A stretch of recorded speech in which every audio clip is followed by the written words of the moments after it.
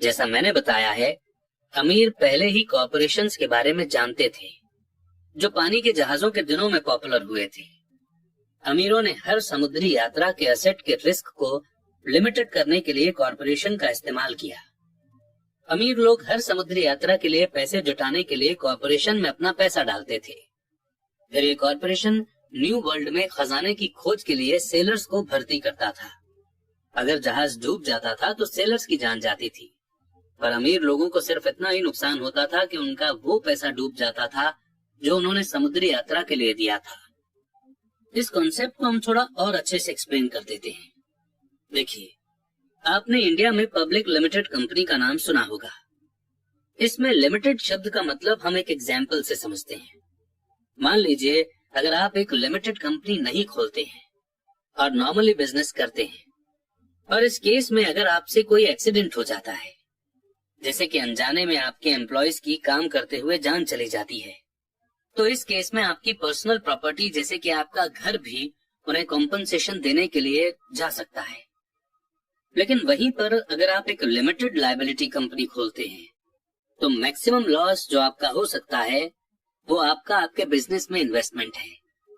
यानी अगर आपने अपने बिजनेस में से 10 लाख रुपीज इन्वेस्ट किए हैं तो आपसे 10 लाख रुपीज ही मैक्सिमम लिए जा सकते हैं, यानी आपकी लायबिलिटी लिमिटेड है। अमीर लोग किस तरह का खेल खेलते हैं? कॉरपोरेशन के कानूनी ढांचे यानी लीगल फ्रेमवर्क की नॉलेज की वजह से अमीरों को गरीब और मिडिल क्लास की तुलना में बहुत ज्यादा फायदा मिलता है। मुझे 2 डैडियों ने सिखाया है, जिनमें से एक सोशलिस्ट थे और दूसरे कैपिटलिस्ट। मुझे जल्दी ही ये महसूस हुआ कि कैपिटलिस्ट को पैसे की ज्यादा समझ होती है। मुझे ऐसा लगा कि पैसे की नासमझी के कारण सोशलिस्ट आकर खुद को ही सजा देते हैं। अमीरों से वसूलों का नारा लगाने वाली भीड़ चाहे जितना जोर लगा ले, अमीर लोग उनसे जीतने का रास्ता हमेशा ढूंढ निकालते हैं। इसी कारण टैक्स आखिरकार मिडिल क्लास पर जाने लगे। अमीरों ने इंटेलेक्चुअल्स को अपनी बुद्धि से हरा दिया, सिर्फ इस कारण क्योंकि वे पैसे की ताकत को जानते थे और ये सब्जेक्ट स्कूलों में नहीं पढ़ाया जाता। अमीर लोगों ने इंटेलेक्चुअल्स को किस तरह हराया? एक बार अमीरों से वसूलों का कानून पास हुआ तो गवर्नमेंट की तिजोरी में पैसा आने लगा। पहले तो वो लोग इस बात से खुश हुए कि पैसा गवर्नमेंट एम्प्लॉयज और अमीरों को दिया जाने लगा। गवर्नमेंट एम्प्लॉयज के पास ये पैसा जॉब और पेंशन के रूप में आ गया। अमीरों के पास ये पैसा उनकी फैक्ट्रियों के जरिए मिले गवर्नमेंट कॉन्ट्रैक्ट से आया। गवर्नमेंट के पास ढेर सारे पैसे थे और उस पैसे को ठीक से मैनेज नहीं किया जा रहा था। दूसरे शब्दों में, अगर आप एक गवर्नमेंट एम्प्लॉय हैं और अगर किसी एक साल गवर्नमेंट ने आपको कुछ पैसे दिए हैं काम करवाने के लिए, लेट्स से कि आप एक सिविल इंजीनियर हैं और आपको एक बिल्डिंग बनाने के लिए 10 करोड़ रुपए दिए गए। अगर आप इन पैसों को पूरा खर्च नहीं कर पाते हैं तो अगली बार आपके डिपार्टमेंट को कम पैसे दिए जाएंगे। इसीलिए एक गवर्नमेंट एम्प्लॉय हमेशा कोशिश करेगा कि वो सारा पैसा खर्च करे, बेशक उतने पैसों की असली में जरूरत भी ना हो। दूसरी तरफ बिजनेस में पैसे बचाने के लिए इनाम मिलता है और ऐसा करने पर आपको काबिल माना जाता है। जब बढ़ते हुए गवर्नमेंट खर्चों का ये साइकिल चलता रहा तो पैसे की मांग बढ़ी और अमीरों से टैक्स वसूलों के विचार में अब कम अमीर लोगों को भी शामिल कर लिया गया और इस तरह गवर्नमेंट इतनी नीचे आ गई कि वे गरीब और मिडिल क्लास लोग भी टैक्स के दायरे में आ गए जिन्होंने इसके लिए वोट दिए थे। सच्चे कैपिटलिस्ट यानी कि पूंजीपतियों ने बचने का तरीका खोजने के लिए अपनी पैसे की समझ का इस्तेमाल किया। वे कॉरपोरेशन की सुरक्षा में चले गए, यानी कि वो प्राइवेट लिमिटेड कंपनीज खोलने लग गए जिसके लिए टैक्स रूल्स अलग थे। कॉरपोरेशन अमीर लोगों को सुरक्षा देता है और कई लोग जिन्होंने कभी कॉरपोरेशन नहीं बनाया ये नहीं जानते कि कॉरपोरेशन जैसी भी कोई चीज होती है। मैक्सिमम लोग कंपनीज यानी कॉरपोरेशन को बड़ी बिल्डिंग समझते हैं, लेकिन ये सिर्फ फाइल का एक फोल्डर होता है जिसमें कुछ लीगल डॉक्यूमेंट होते हैं और जो स्टेट गवर्नमेंट की एजेंसी में रजिस्टर होकर किसी वकील के ऑफिस में रखा होता है। ये कोई बड़ी बिल्डिंग नहीं होती जिसके बाहर कॉरपोरेशन का नाम लिखा होता है। ये कोई फैक्ट्री या लोगों का ग्रुप भी नहीं होता। कॉरपोरेशन सिर्फ एक लीगल डॉक्यूमेंट है जो एक ऐसी लीगल बॉडी बना देता है जिसकी कोई आत्मा नहीं होती। अमीरों के एसेट एक बार फिर से सेफ हो गए। एक बार फिर कॉर्पोरेशन का इस्तेमाल करना पॉपुलर हो गया। ये परमानेंट इनकम टैक्स लॉ के पास होने के बाद हुआ, क्योंकि कॉर्पोरेशन के लिए इनकम टैक्स का रेट पर्सनल इनकम टैक्स के रेट से कम था। इसके अलावा जैसा पहले बताया जा चुका है, कॉर्पोरेशन द्वारा कुछ खर्च टैक्स चुकाने से पहले किए जा सकते हैं। अमीरों और गरीबों के बीच की ये लड़ाई सदियों से चली आ रही है। अमीरों से वसूलों का नारा लगाने वाली भीड़ अमीरों के हमेशा खिलाफ रही है।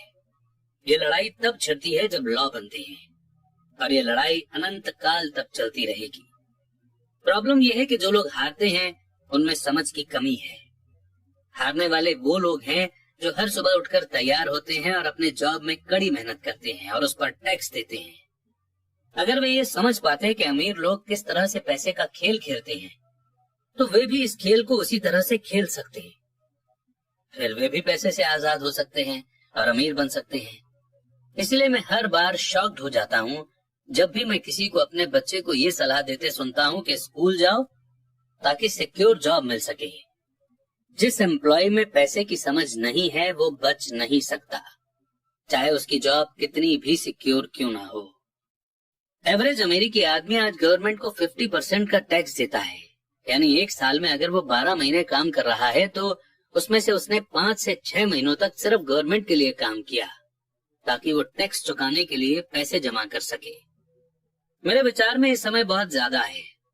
आप जितनी ज्यादा मेहनत करते हैं, आपको गवर्नमेंट को उतना ही ज्यादा टैक्स देना पड़ता है।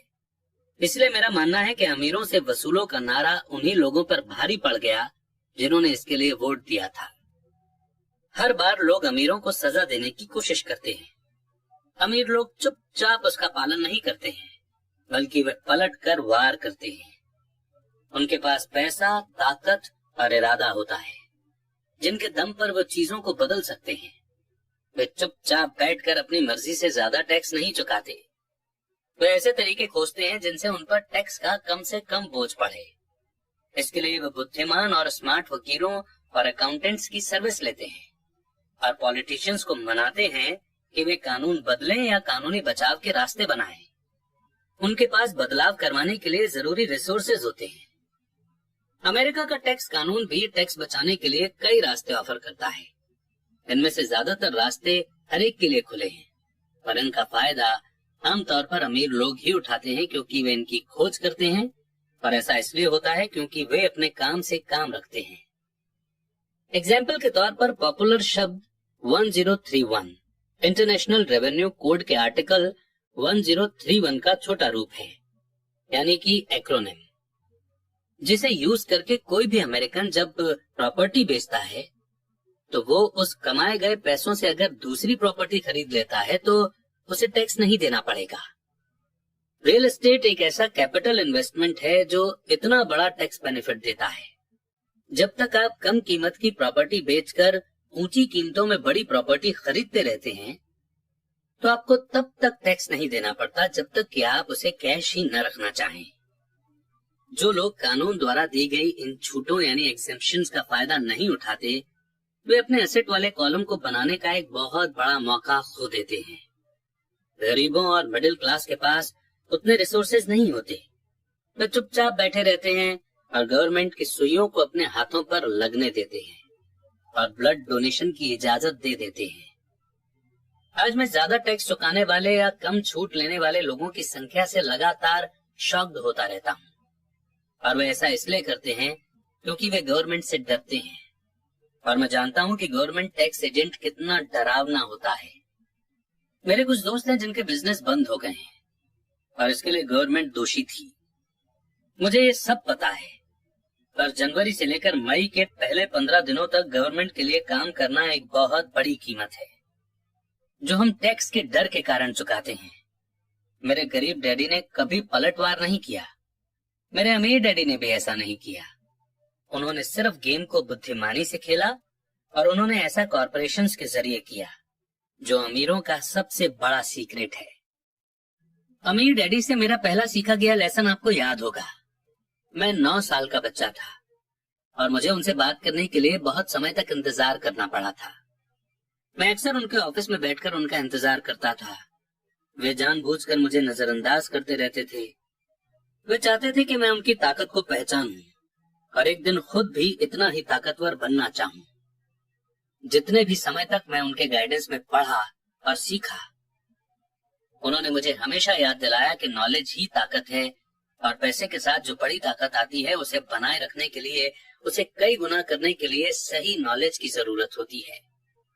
उस नॉलेज के बिना दुनिया आपको इधर उधर धक्के मारती रहती है। अमीर डैडी, माइक और मुझे हमेशा ये याद दिलाया करते थे कि सबसे ज्यादा डरावना इंसान बॉस या सुपरवाइजर नहीं होता, बल्कि टैक्समैन होता है। अगर आप उसे मौका देते हैं तो टैक्समैन हमेशा आपसे से ज्यादा टैक्स वसूल कर लेगा। मैं पैसे के लिए काम न करूं, मेरा ये पहला लेसन दरअसल ताकत के बारे में है। अगर आप पैसे के लिए काम करते हैं तो आप ताकत को अपने बॉस के हाथ में दे देते हैं। अगर आपका पैसा आपके लिए काम करता है तो आप ताकत को अपने पास रखते हैं और उसे काबू में रखते हैं। एक बार हमें हमारे लिए काम करने वाले पैसे की ताकत का ज्ञान हो जाए, फिर हमें पैसे के लिहाज से स्मार्ट हो जाना चाहिए और हमें डराने वाले लोगों से डील करने के रास्ते ढूंढ लेने चाहिए। इसके लिए आपके पास कानून की समझ होनी चाहिए और इस बात की भी कि सिस्टम कैसे काम करता है। अगर आपके पास नॉलेज नहीं है तो आपको आसानी से डराया जा सकता है। अगर आप जानते हैं कि आप क्या बात कर रहे हैं तो आपके पास बचने का मौका होता है। इसीलिए अमीर डैडी स्मार्ट टैक्स अकाउंटेंट्स और वकीलों को इतनी ज्यादा सैलरी देते थे। वकीलों को सैलरी देना गवर्नमेंट को टैक्स देने से सस्ता था। मेरे लिए उनका बेस्ट लेसन था, स्मार्ट बनो ताकि तुम्हें इधर उधर धक्के न दिए जा सके, और मैंने जिंदगी भर इसे अपनाया है। वे कानून जानते थे क्योंकि वे कानून का सम्मान करते थे। वे कानून जानते थे क्योंकि कानून के बारे में न जानना बहुत महंगा साबित हो सकता है। अगर आप जानते हैं कि आप सही हैं तो आप किसी से भी उलझने से डरेंगे नहीं, चाहे आपका मुकाबला रॉबिन हुड और उसके गिरोह से ही क्यों न हो। मेरे पढ़े लिखे डैडी मुझे हमेशा एनकरेज करते थे कि मैं किसी अच्छे कॉर्पोरेशन में बढ़िया सी जॉब खोजूं। वे मुझे हमेशा उन अच्छाइयों के बारे में बताते थे जो कॉर्पोरेट सीढ़ी पर चढ़ने से हासिल की जा सकती है। वे ये नहीं समझ पाते थे कि कॉर्पोरेट एम्प्लॉयर से मिलने वाली सैलरी के चेक पर पूरी तरह डिपेंडेंट रहने से मैं उस कॉर्पोरेशन के लिए एक दूध देने वाली गाय बन जाता। जब मैंने अपने अमीर डैडी को अपने डैडी की सलाह बताई तो वे सिर्फ हंसे। उन्होंने सिर्फ यही कहा कि कॉर्पोरेट की सीढ़ी क्यों चढ़ना, पूरी सीढ़ी का ही मालिक क्यों न बना जाए। बचपन में मुझे समझ नहीं आया था कि अपने कॉर्पोरेशन के मालिक होने से अमीर डैडी का क्या मतलब था। एक ऐसा विचार था जो नामुमकिन और डरावना लग रहा था। हालांकि मैं इस विचार से एक्साइटेड था, पर मेरी कम उम्र में मैं इस संभावना पर सोच ही नहीं पा रहा था कि बड़े लोग किसी दिन मेरी कंपनी में काम करेंगे। मुद्दे की बात यह है कि अगर अमीर डैडी नहीं होते तो मैं अपने पढ़े लिखे डैडी की सलाह को फॉलो कर रहा होता। मेरे अमीर डैडी के बार बार याद दिलाने के कारण ही मेरे अपने कॉर्पोरेशन का आइडिया जिंदा रहा और ये मुझे एक अलग रास्ते पर चलाता रहा। जब मैं 15 या 16 साल का था तो मैं ये जानता था कि मैं उस रास्ते पर नहीं चलने वाला जो मेरे पढ़े लिखे डैडी ने बताया है। मैं नहीं जानता था कि मैं ऐसे किस तरह करूंगा, पर मैंने पक्का इरादा कर लिया था कि मैं भीड़ के साथ नहीं चलूंगा और उस दिशा में नहीं जाऊंगा जिस तरफ मेरी क्लास के साथी जा रहे थे। इस फैसले ने मेरी जिंदगी बदल दी। जब तक मैं 25 साल का हुआ तब तक मेरे अमीर डैडी की सलाह मुझे पूरी तरह से समझ नहीं आई थी। मैंने हाल ही में मरीन कॉर्प्स छोड़ी थी और मैं जेरोक्स के लिए काम कर रहा था। मुझे बहुत पैसा मिल रहा था, पर हर बार जब भी मैं अपने सैलरी के चेक को देखता था तो मुझे हमेशा निराशा होती थी। कटौतियां यानी डिडक्शन इतना ज्यादा था और जितना ज्यादा मैं काम करता था कटौतियां उतनी ही ज्यादा होती थी। जब मैं ज्यादा सक्सेसफुल होने लगा तो मेरे सीनियर बॉस मेरे प्रमोशन और सैलरी बढ़ाने की बातें करने लगे। ये सुनने में अच्छा लगता था, पर मैं अपने कानों में अपने अमीर डैडी की यह आवाज भी सुन सकता था। तुम किसके लिए काम कर रहे हो? तुम किसे अमीर बना रहे हो? 1974 में जेरोक्स के एम्प्लॉय के रूप में ही मैंने अपना पहला कॉर्पोरेशन बनाया और अपने काम से काम रखना शुरू कर दिया। पहले से ही मेरे एसेट वाले कॉलम में कुछ प्रॉपर्टी मौजूद थी, पर अब मैंने ठान लिया था कि उन्हें ज्यादा बढ़ाया जाए। डिडक्शन वाली सैलरी को देख देखकर मुझे अमीर डैडी की सलाह में समझदारी दिखने लगी थी। अगर मैं अपने पढ़े लिखे डैडी की सलाह पर चलता तो मुझे अपना भविष्य साफ नजर आ रहा था। कई एम्प्लॉयर ये अनुभव करते हैं कि अगर एम्प्लॉय अपने काम से काम रखे तो ये उनके बिजनेस के लिए बुरा होता है। मुझे विश्वास है कि ऐसा कुछ लोगों के साथ हो सकता है, पर मेरे साथ ऐसा नहीं हुआ था। एक बार मैंने अपने काम से काम रखने की ठान ली और अपने एसेट बढ़ाना शुरू कर दिए तो मैं एक बेहतर एम्प्लॉय बन गया। मेरे पास अब एक गोल था। मैं सुबह जल्दी आ जाता था और मेहनत से काम करता था और इस तरह ज्यादा से ज्यादा पैसे कमाता था ताकि मैं उसे रियल एस्टेट में इन्वेस्ट कर सकूं। हवाई में उस समय कीमतें तेजी से बढ़ रही थी और वहां किस्मत चमकाई जा सकती थी। जितना ही ज्यादा मुझे ये लगा कि वहां इन्वेस्टमेंट की संभावनाएं हैं, उतनी ही ज्यादा जेरोक्स मशीनें मैंने बेची। मैंने जितनी ज्यादा मशीनें बेची, मुझे उतना ही ज्यादा पैसा मिला। और हाँ, मेरी सैलरी के चेक से उतनी ही ज्यादा कटौतियां हुई। ये इंस्पायर करने वाला था। मैं एम्प्लॉय होने के जाल से बाहर निकलना चाहता था और इसीलिए मैं कम मेहनत करने के बजाय ज्यादा कड़ी मेहनत करता था। 1978 यानी कि 1978 तक मैं सेल्स में टॉप के 5 लोगों में से एक था। मैं रैट रेस से बहुत जल्दी बाहर निकलने के लिए बेताब था।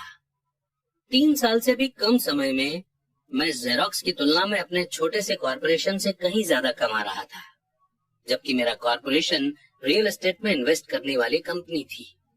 और वो पैसा जो मैं अपने कॉर्पोरेशन में अपने एसेट वाले कॉलम में बना रहा था, वो पैसा मेरे लिए काम कर रहा था। मुझे कॉपियर बेचने के लिए दरवाजे खटखटाने की जरूरत नहीं थी। अमीर डैडी की सलाह में मुझे ज्यादा समझदारी दिख रही थी।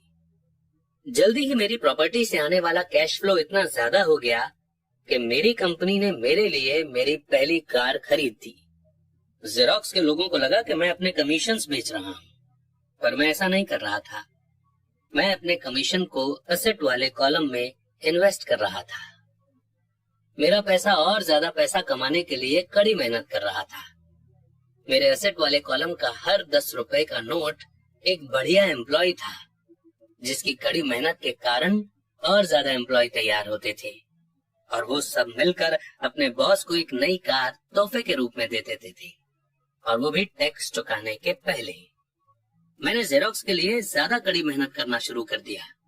मेरा प्लान सही तरह से चल रहा था और मेरी कार इसका जीता जागता सबूत थी।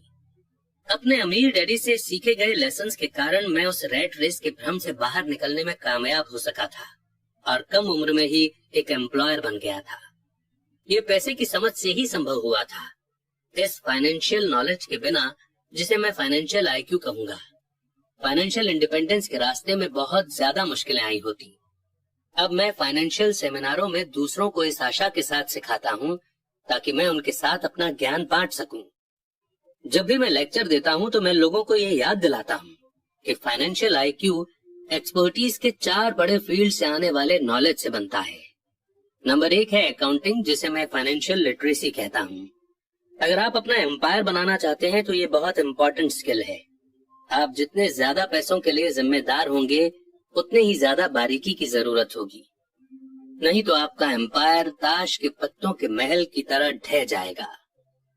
ये लेफ्ट ब्रेन का पहलू है जिसमें डिस्क्रिप्शन या बारीकी की जरूरत है।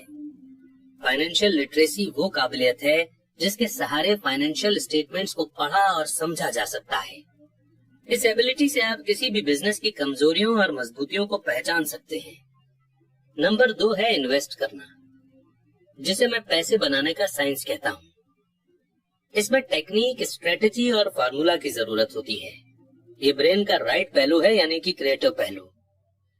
नंबर 3 है मार्केट की समझ, डिमांड और सप्लाई का साइंस, यानी कि मार्केट के टेक्निकल पहलुओं को जानने की जरूरत है जो कि इमोशंस द्वारा चलाए जाते हैं।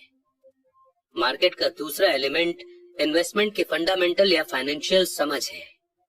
क्या किसी इन्वेस्टमेंट पे समझदारी है या मार्केट की करंट सिचुएशन के हिसाब से ऐसा करना नासमझी है? कई लोग ये सोचते हैं कि मार्केट को समझना या इन्वेस्टमेंट के कॉन्सेप्ट बच्चों को समझ नहीं आएंगे क्योंकि ये कॉम्प्लेक्स होते हैं। वे ये नहीं देख पाते कि बच्चे इन सब्जेक्ट्स को एक्सपीरियंस से समझ लेते हैं। जो लोग एल्मो डॉल के बारे में नहीं जानते होंगे, उनके लिए ये एक सीसम स्ट्रीट कैरेक्टर थी, जिसे क्रिसमस के पहले बच्चों में खूब प्रमोट किया गया था। लगभग सभी बच्चे इसे खरीदना चाहते थे और अपनी क्रिसमस की लिस्ट में उन्होंने इसे सबसे ऊपर रखा था।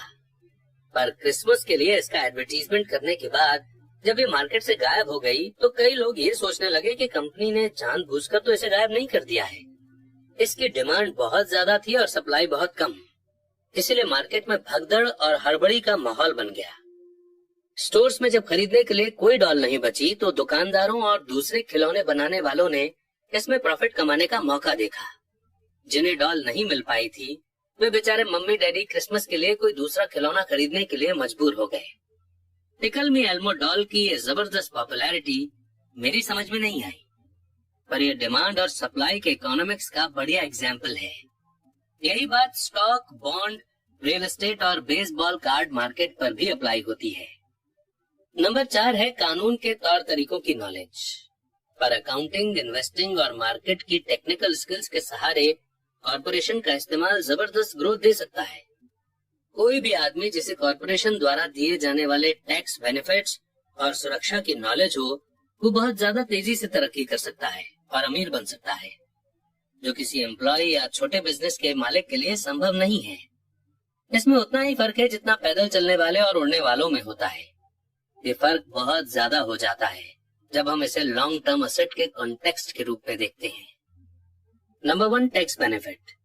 एक कॉर्पोरेशन कई ऐसी चीजें कर सकता है जो एक आदमी नहीं कर सकता, जैसे कि ये टैक्स देने के पहले खर्च कर सकता है। ये एक्सपर्टीज का एक ऐसा फील्ड है जो बहुत एक्साइटिंग है, पर इसमें अंदर तक घुसना तब तक जरूरी नहीं है जब तक कि आपका बिजनेस या एसेट बहुत बड़ा ना हो। एम्प्लॉय कमाते हैं और टैक्स चुकाते हैं और फिर जो बचता है उससे अपना खर्च चलाते हैं। एक कॉर्पोरेशन कमाता है, जितना खर्च कर सकता है करता है और फिर बची हुई रकम पर टैक्स चुकाता है।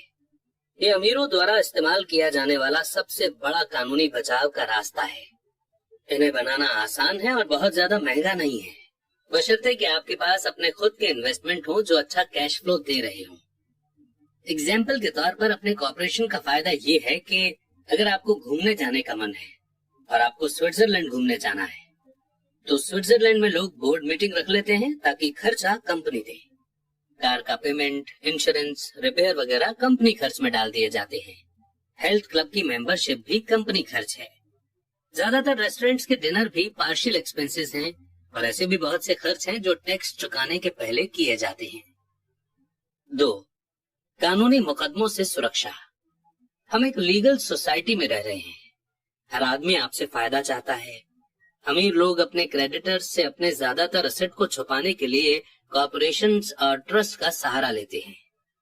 जब भी कोई किसी अमीर आदमी पर दावा ठोकता है तो उसे ये पता चलता है कि वो कानूनी कवच से घिरा हुआ है और दरअसल उस अमीर आदमी के पास कोई एसेट है ही नहीं। वे हर चीज पर कंट्रोल रखते हैं पर वे किसी चीज के मालिक नहीं होते। गरीब और मिडिल क्लास लोग हर चीज के मालिक होने की कोशिश करते हैं और इसलिए जब उन पर दावा ठोका जाता है तो वे गवर्नमेंट या अपने साथी सिटीजन्स के हाथों अपनी प्रॉपर्टी खो बैठते हैं। उन्होंने रॉबिन हुड की कहानी से ये सीखा है कि अमीरों से वसूलो और गरीबों में बांट दो। इस बुक का मकसद ये नहीं है कि कॉर्पोरेशन बनाने का तरीका बताया जाए, पर मैं कहूंगा कि अगर आपके पास किसी तरह की लीगल प्रॉपर्टी हो तो आप जितनी जल्दी हो सके कॉर्पोरेशन द्वारा दिए जाने वाले फायदों और सुरक्षा के बारे में जान लें। इस टॉपिक पर कई किताबें लिखी गई हैं जो इन फायदों के बारे में डिटेल में बताती हैं और कॉर्पोरेशन बनाने के लिए जरूरी स्टेप्स को भी समझाती हैं। एक बुक खास तौर पर बहुत अच्छी है जिसका नाम है थिंक एंड ग्रो रिच। ये बुक कॉर्पोरेशंस की ताकत को बखूबी बताती है। फाइनेंशियल आईक्यू दरअसल कई स्किल्स और क्वालिटीज को मिलाकर बनता है। मैं तो यही कहूंगा कि ये ऊपर बताई गई 4 टेक्निकल स्किल्स का कॉम्बिनेशन है जो बेसिक फाइनेंशियल नॉलेज का आधार है। अगर आप बहुत ज्यादा पैसा कमाना चाहते हैं तो इन स्किल्स के कॉम्बिनेशन से आपका फाइनेंशियल नॉलेज बहुत ज्यादा बढ़ जाएगा। इन शॉर्ट, कॉर्पोरेशन के मालिक अमीर लोग पहले कमाते हैं, फिर खर्च करते हैं, फिर टैक्स चुकाते हैं। कॉर्पोरेशन में काम कर रहे मिडिल क्लास या एम्प्लॉइज पहले कमाते हैं, फिर पहले टैक्स देते हैं और फाइनली बचे हुए पैसों को खर्च करते हैं। आपकी पूरी फाइनेंशियल स्ट्रेटेजी के लिए हम आपके एसेट के चारों तरफ कॉर्पोरेशन का कवच लपेटने की बहुत ज्यादा सलाह देते हैं। और इस चैप्टर और इस लेसन को कंप्लीट करने के बाद बढ़ेंगे आगे। नेक्स्ट लेसन यही है कि अमीर लोग पैसे को इन्वेंट करते हैं। तो अब शुरू करते हैं चैप्टर नंबर 6, जिसमें हमें सीखने को मिलेगा लेसन नंबर 5। अमीर लोग पैसे को इन्वेंट करते हैं। पिछली रात मैंने लिखना बंद किया और अलेक्जेंडर ग्राहम बेल के जीवन पर आधारित एक टीवी प्रोग्राम देखा। बेल ने टेलीफोन का पेटेंट करवाया था और उनकी नई खोज की बहुत डिमांड थी। क्योंकि उन्हें एक बड़ी कंपनी की जरूरत थी, इसलिए वे उस समय की नामी कंपनी वेस्टर्न यूनियन के पास गए और उनसे कहा कि वे उनके पेटेंट और उनकी छोटी सी कंपनी को खरीद लें। वे पूरे पैकेज के $1,00,000 चाहते थे। वेस्टर्न यूनियन के प्रेसिडेंट ने यह सुनते ही त्योरियां चढ़ा ली और प्रपोजल को ये कहकर ठुकरा दिया कि मांगी जाने वाली कीमत बहुत ज्यादा है। बाकी इतिहास है। $1 ट्रिलियन की इंडस्ट्री का जन्म हुआ और AT&T का जन्म हुआ। अलेक्जेंडर ग्राहम बेल की कहानी खत्म होने के बाद शाम की न्यूज आ रही थी। न्यूज में एक लोकल कंपनी के स्टाफ में कटौती के बारे में खबर थी। एम्प्लॉय नाराज थे और शिकायत कर रहे थे कि कंपनी के मालिक ज्यादती कर रहे हैं। फैक्ट्री के सामने एक 45 साल का जॉब से निकाला गया मैनेजर अपनी पत्नी और 2 बच्चों के साथ खड़ा था और सिक्योरिटी गार्ड से अंदर जाने की इजाजत मांग रहा था ताकि वो मालिकों से ये विनती कर सके कि उसे जॉब से न निकाला जाए।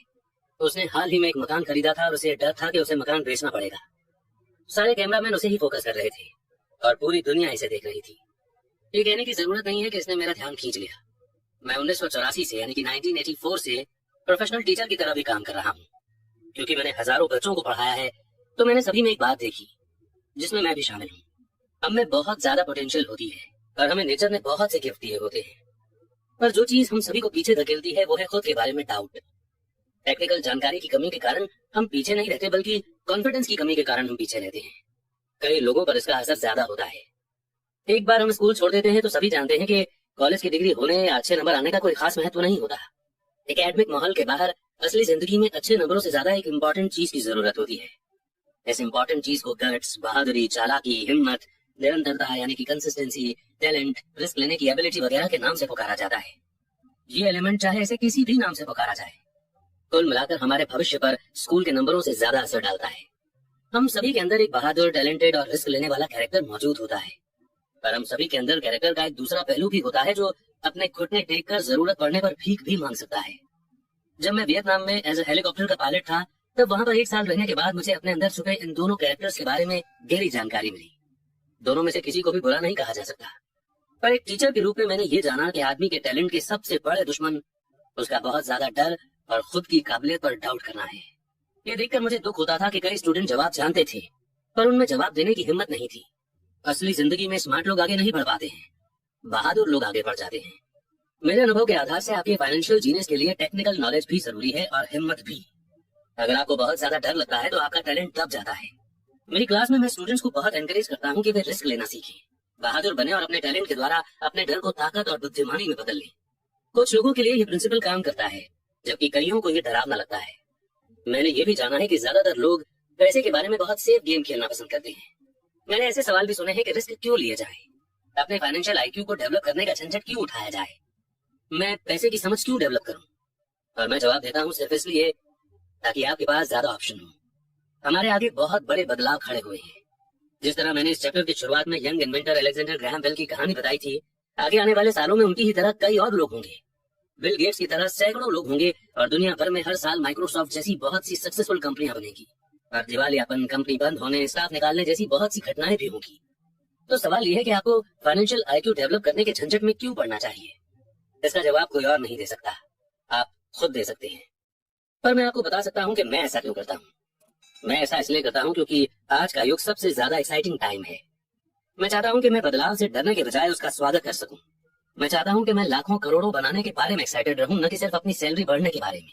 आज का युग सबसे ज्यादा एक्साइटिंग समय है जो दुनिया के इतिहास में पहले कभी नहीं देखा गया है। कई पीढ़ियों के बाद लोग इस युग को याद करते हुए ये कहेंगे कि ये कितना ज्यादा दिलचस्प रहा होगा। इसे पुराने की मौत और नए के जन्म का युग कहा जाएगा। इस युग में बहुत उथल पुथल थी और एडवेंचर भी था। तो अपने फाइनेंशियल IQ को डेवलप करने का झंझट क्यों उठाया जाए, क्योंकि अगर आप ऐसा करते हैं तो आप ज्यादा अमीर हो जाएंगे, और अगर आप ऐसा नहीं करते हैं तो आगे आने वाला समय आपके लिए डरावना होगा। उस समय आप बहादुरी से आगे बढ़ने वाले लोगों को सक्सेसफुल होते हुए देखेंगे और पुराने प्रिंसिपल से जकड़े रहने वाले लोगों को फेल होते हुए देखेंगे। 300 साल पहले जमीन ही प्रॉपर्टी एसेट हुआ करती थी, इसलिए जिस आदमी के पास जमीन थी उसके पास बहुत पैसा था। फिर फैक्ट्रियां आई, प्रोडक्शन शुरू हुआ और अमेरिका ने अपना दबदबा बना लिया। इंडस्ट्रियलिस्ट्स के पास पैसा और एसेट्स आने लगे। आज इंफॉर्मेशन का युग है, इसलिए जिस आदमी के पास जितनी ज्यादा और जल्दी इंफॉर्मेशन आ जाती है वो अमीर हो जाता है। प्रॉब्लम यह है कि इंफॉर्मेशन दुनिया भर में लाइट की स्पीड से उड़ रही है। इस नए एसेट को सीमाओं और दायरों में नहीं बांधा जा सकता, जिस तरह जमीन या फैक्ट्रियों को बांधा जा सकता था। अब बदलाव ज्यादा तेज और बड़े होंगे। नए करोड़पतियों की संख्या में जबरदस्त बढ़ोतरी होगी। ऐसे भी लोग होंगे जो पीछे छूट जाएंगे। आज मैं इतने सारे लोगों को स्ट्रगल करते देखता हूँ और ज्यादा कड़ी मेहनत करते हुए देखता हूँ। पर ऐसा सिर्फ इसलिए होता है क्योंकि वे पुराने विचारों को कसकर पकड़े रहते हैं। वे चाहते हैं कि चीजें उनके हिसाब से हों। वे बदलाव का विरोध करते हैं। मैं ऐसे लोगों को जानता हूँ जिनकी जॉब छूट गई है, घर बिक गया है, और वे इसके लिए टेक्नोलॉजी या इकोनॉमी या अपने बॉस को दोष देते हैं। दुर्भाग्य से उन्हें ये महसूस ही नहीं होता कि वे भी प्रॉब्लम का कारण हो सकते हैं। पर विचार उनके सबसे बड़े दुश्मन बन जाते हैं। और ऐसा इसलिए होता है क्योंकि वे ये जान ही नहीं पाते कि जो विचार पुराने जमाने में एसेट था, आज इसलिए नहीं है क्योंकि जमाना आगे बढ़ चुका है। मैंने एक गेम बनाया है जिसका नाम है कैश फ्लो। एक दिन इस गेम की मदद से लोगों को फाइनेंशियल एजुकेशन दे रहा था। मेरा एक दोस्त किसी को अपने साथ लेकर आया ताकि वो भी सीख सके। मेरा दोस्त जिसे लेकर के आया था उसका हाल ही में तलाक हुआ था। तलाक के मुकदमे से उसे बहुत फाइनेंशियल लॉस हुआ था और वो अब भी कुछ जवाब ढूंढ रही थी। उसके दोस्त को लगा कि शायद इस गेम से उसे कुछ सीखने मिलेगा। इस गेम को इस तरह से बनाया गया है ताकि लोग ये सीख सकें कि पैसा किस तरह काम करता है। खेलने के दौरान वे इनकम स्टेटमेंट और बैलेंस शीट के आपसी रिलेशन के बारे में सीखते हैं। वे सीखते हैं कि किस तरह दोनों के बीच कैश का फ्लो होता है और किस तरह हमें अपने एसेट बढ़ाने पड़ते हैं ताकि हर महीने हमें ज्यादा कैश मिलता रहे। एक बार आप इसे हासिल कर लेते हैं तो आप रैट रेस से बाहर निकल जाते हैं और फास्ट ट्रैक पर चल पड़ते हैं। जैसा मैंने कहा कि कुछ लोग इस गेम से नफरत करते हैं, कुछ इसे पसंद करते हैं और कुछ इसका मतलब ही नहीं समझ पाते। इस लेडी ने कुछ सीखने का सुनहरा मौका खो दिया। इस गेम को बेसिकली इस तरीके से डिजाइन किया गया है ताकि हम रियल लाइफ के डिसीजन को देख सकें कि वो कैसे हमारी जिंदगी को इफेक्ट करते हैं। तो हुआ ये कि इस लेडी को इस गेम के पहले राउंड में एक डू डैड मिला, यानी कार्ड में एक नाव निकली। अब डू डैड का मतलब है कि कोई ऐसी चीज जो एक लायबिलिटी है। जैसे कि इस लेडी के केस में इसे गेम में बोट मिली, तो ये इसकी लायबिलिटी थी, न कि कोई एसेट। अब इससे पहले तो वो खुश हुई, अरे वाह मेरे पास तो एक नाव है। फिर जब उसके दोस्त ने बताया कि किस तरह ये बोट उसके इनकम स्टेटमेंट और बैलेंस शीट पर काम करती है, तो वो नाराज हो गई क्योंकि उसे मैथ्स जरा भी पसंद नहीं था। जब उसका दोस्त इनकम स्टेटमेंट, बैलेंस शीट और मंथली कैश फ्लो के बारे में उसे समझाता रहा तो बाकी के प्लेयर्स शांति से इंतजार करते रहे। अचानक जब उसने ये जान लिया कि नंबर और फिगर किस तरह काम करते हैं, तो उसे ये जानकर झटका लगा कि उसकी नाव उसे जिंदा खा रही है। बाद में गेम में उसे और डू डैड्स मिले। उसने गेम में कोई एसेट नहीं बनाया, जिसकी वजह से वो ये गेम हार गई। क्लास के बाद उसका दोस्त आया और उसने मुझे बताया कि वो बहुत बेचैन है। वो क्लास में इन्वेस्टमेंट के बारे में सीखने के लिए आई थी और उसे ये बहुत मूर्खतापूर्ण लग रहा था कि इतने बेकार के गेम को खेलने में इतना ज्यादा समय बर्बाद किया जाए। उसके दोस्त ने उसे समझाने की कोशिश की कि वो अपने अंदर झांक कर देखे कि क्या ये गेम उसके किसी अंदरूनी पहलू को उजागर कर रहा था। इस सुझाव पर उस औरत ने अपना पैसा वापस मांग लिया। उसने कहा कि यह विचार मूर्खतापूर्ण है कि कोई गेम किसी के अंदरूनी पहलू को उजागर करता है। तो उसका पैसा तुरंत वापस कर दिया गया और वो वापस चली गई। मैं 1984 से करोड़ों कमा रहा हूँ, और सिर्फ इसलिए क्योंकि स्कूल सिस्टम वो नहीं सिखाता जो मैं सिखा रहा हूँ। स्कूल में ज्यादातर टीचर भाषण देते हैं। अपने स्टूडेंट लाइफ में मुझे भाषणों से चिढ़ थी। मुझे बहुत जल्दी बोरियत हो जाती थी और मेरा दिमाग इधर उधर भटकने लगता था। 1984 में मैंने खेल खेल में एजुकेशन देना शुरू किया। मैंने बड़े स्टूडेंट्स को एनकरेज किया कि वे इस गेम को नॉलेज बढ़ाने के पहलू से देखें कि वे क्या जानते हैं और उन्हें क्या सीखना चाहिए। सबसे इंपॉर्टेंट बात यह है कि इस गेम से आदमी के व्यवहार पर भी रोशनी पड़ती है। ये एक इंस्टेंट फीडबैक सिस्टम भी है। टीचर लेक्चर दे, इसके बजाय गेम एक पर्सनल लेक्चर बन जाता है जो आपके लिए ही बनाया गया है। उस लेडी के दोस्त ने बाद में मुझे पूरी बात बताने के लिए फोन किया। उसने कहा कि उसकी दोस्त अब शांत है और शांत होने के बाद उसने गेम और अपने जीवन के बीच में कुछ आपसी कनेक्शन भी महसूस किए हैं। हालांकि उसके और उसके पति के पास असली जिंदगी में नाव नहीं थी, पर उनके पास बाकी सब चीजें थीं। वो अपने तलाक के बाद बहुत नाराज थी। उसका पति एक कम उम्र की औरत के साथ भाग गया था और 20 साल की शादीशुदा जिंदगी के बाद उनके पास दौलत के नाम पर बहुत कम सामान था। उनके बीच बांटने के लिए लगभग कुछ भी नहीं था। 20 साल की उनकी शादीशुदा जिंदगी में उन्होंने मजे तो बहुत किए, लेकिन सिर्फ लायबिलिटीज को लेकर और कोई एसेट नहीं बनाया। उसने ये महसूस किया कि फिगर्स पर उसका गुस्सा इनकम स्टेट और बैलेंस शीट पर इसलिए था क्योंकि वो उन्हें समझ नहीं पा रही थी। उसका ये मानना था कि पैसे का हिसाब किताब रखना आदमियों का काम है। वो घर संभालती थी और उसका पति पैसों को संभालता था। उसे अब ये पक्का भरोसा हो चुका था कि उनकी शादी के आखिरी 5 सालों में उसके पति ने उससे पैसे छुपाए थे। वो इस बात पर खुद से नाराज थी कि उसे ये पता ही नहीं चला कि पैसा कहाँ गया है, और ये भी पता नहीं चला कि उसका किसी दूसरी औरत के साथ रिश्ता बन चुका है। बोर्ड गेम की ही तरह दुनिया भी इंस्टेंट फीडबैक देती है। अगर हम ज्यादा ध्यान दें तो हम ज्यादा सीख सकते हैं। कुछ समय पहले की बात है, मैंने अपनी पत्नी से कहा कि धोबी ने मेरी पैंट को सिकोड़ दिया है। मेरी पत्नी धीमे से मुस्कुराई और उसने मेरे पेट में उंगली गड़ाते हुए बताया कि पैंट नहीं सिकुड़ा है, बल्कि कोई और चीज फैल गई है। मैं कैश फ्लो नाम का ये गेम हर प्लेयर्स को पर्सनल फीडबैक देने के हिसाब से तैयार किया गया है। इसका गोल आपको ऑप्शन देना है। अगर गेम में आपको नाव वाला कार्ड मिलता है तो ये आपको कर्ज में डाल देता है। तो सवाल ये उठता है कि अब आप क्या कर सकते हैं। आपके पास कितने फाइनेंशियल ऑप्शन मौजूद हैं? यही गेम का गोल है, प्लेयर्स को सोचना सिखाना ताकि वे नए और बहुत से फाइनेंशियल ऑप्शन बना सके। मैंने 1000 से ज्यादा लोगों को ये गेम खेलते देखा है। वे लोग जो इस गेम की रैट रेस से सबसे जल्दी निकल जाते हैं, उन्हें नंबर्स की समझ होती है और उनके पास क्रिएटिव फाइनेंशियल दिमाग होता है। वे बहुत से फाइनेंशियल ऑप्शन को देख सकते हैं। जिन लोगों को सबसे ज्यादा समय लगता है वे ऐसे लोग होते हैं जिन्हें नंबर्स की समझ नहीं होती और जिन्हें प्रायः इन्वेस्टमेंट की ताकत का एहसास नहीं होता। अमीर लोग प्रायः क्रिएटिव होते हैं और सोच समझ कर रिस्क उठाते हैं। कैश फ्लो खेलने वाले कई ऐसे भी लोग होते हैं जो इस गेम में बहुत सा पैसा तो कमा लेते हैं, पर उन्हें ये पता नहीं होता कि वे इस पैसे का क्या करें। उनमें से ज्यादातर असली जिंदगी में भी फाइनेंशियल रूप से सक्सेसफुल नहीं होते। हर कोई उनसे आगे निकल जाता है, इस फैक्ट के बावजूद कि उनके पास पैसा होता है, और यही असली जिंदगी में भी होता है। अपने ऑप्शन को सीमित कर लेना पुराने विचारों से चिपके रहने की तरह ही है। हाई स्कूल के समय का मेरा एक दोस्त अभी 3 जॉब कर रहा है। 20 साल पहले वो मेरे सभी क्लास के साथियों में सबसे अमीर हुआ करता था। जब लोकल शुगर प्लांट बंद हुआ तो वो जिस कंपनी के लिए काम करता था वो भी बंद हो गई। उसके दिमाग में सिर्फ एक ही ऑप्शन था, और वो पुराना ऑप्शन था, कड़ी मेहनत करो। प्रॉब्लम ये थी कि उसे कोई बराबरी की जॉब नहीं मिल पाई। एक पुरानी कंपनी में उसे एक सीनियर की जॉब जरूर मिली थी। इसका नतीजा ये हुआ कि वो अभी जो काम कर रहा है वो उसकी योग्यता के बहुत नीचे के काम है, और इसलिए उसकी सैलरी कम है। उसे जिंदा रहने के लिए जितना पैसा चाहिए उतना कमाने के लिए उसे 3 जॉब करनी पड़ रही है। मैंने कैश फ्लो खेलने वाले लोगों को यह शिकायत करते सुना है कि सही मौका देने वाले कार्ड उनके पास नहीं आ रहे हैं, इसलिए वे जहां के तहां बैठे रहते हैं। मैं ऐसे लोगों को जानता हूं जो असल जिंदगी में भी ऐसा ही करते हैं। वे बैठकर सही मौके के आने का इंतजार करते हैं। मैंने लोगों को सही मौके वाले कार्ड का इंतजार करते देखा है, और फिर उनके पास जरूरत के जितना पैसा नहीं होता। फिर वे ये शिकायत करते हैं कि अगर उनके पास ज्यादा पैसा होता तो वे रैट रेस से बाहर निकल सकते थे, इसलिए वे वहीं बैठे रहते हैं। मैं असल जिंदगी में भी ऐसे लोगों को जानता हूं जो यही करते हैं। वे गोल्डन अपॉर्चुनिटी देखते हैं पर उनके पास पैसा नहीं होता। और मैं देखता हूं कि गेम में लोगों को एक गोल्डन अपॉर्चुनिटी वाला कार्ड मिलता है, वो उसे जोर से पढ़ते हैं और उन्हें ये पता ही नहीं होता कि ये गोल्डन अपॉर्चुनिटी है। उनके पास पैसा भी होता है, समय भी सही होता है, कार्ड भी होता है, पर वे अपॉर्चुनिटी को नहीं देख पाते। वे ये देखने में फेल हो जाते हैं कि रैट रेस से बच निकलने के लिए ये किस तरह उनकी फाइनेंशियल प्लान में फिट होता है। और मेरी राय में इस तरह के लोग दूसरे सभी तरह के लोगों से ज्यादा संख्या में होते हैं। ज्यादातर लोगों को जिंदगी में एक बार मिलने वाला सुनहरा मौका उनके सामने पड़ा हुआ मिलता है, पर वे उसे देख नहीं पाते। 1 साल बाद उन्हें इसका पता चलता है, जब बाकी सभी लोग अमीर बन जाते हैं। फाइनेंशियल इंटेलिजेंस का मतलब है ज्यादा ऑप्शन होना। सवाल यह है कि अगर मौके आपके सामने नहीं आ रहे हैं तो आप अपनी फाइनेंशियल सिचुएशन सुधारने के लिए क्या कर सकते हैं। अगर कोई मौका आपकी गोद में आ रहा है और आपके पास पैसा नहीं है, पर बैंक वाले आपको उधार नहीं दे रहे हैं, तो आप उस मौके से कैसे फायदा उठा सकते हैं। अगर आपका अनुमान गलत है और अगर आप जिसकी उम्मीद करते हैं वो नहीं होता है, तो आप किस तरह से एक बुरी कंडीशन में भी मौका ढूंढ के उसे लाखों में बदल सकते हैं। यही फाइनेंशियल बुद्धि है। क्या होता है इससे हमारा ज्यादा मतलब नहीं है, बल्कि आप एक बुरी कंडीशन को लाखों में बदलने के लिए कितने अलग अलग तरह के फाइनेंशियल सॉल्यूशन खोज सकते हैं।